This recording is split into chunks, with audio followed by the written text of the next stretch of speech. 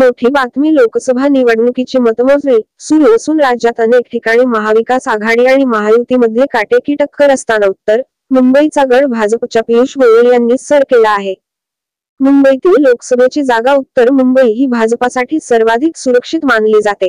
कारण 2004 आणि 2009 चा काँग्रेसला मिळालेल्या विजयाचा अपवाद सोडता 1989 पासून लागोपाठ भाजपने उत्तर मुंबईचा गड राखला आहे.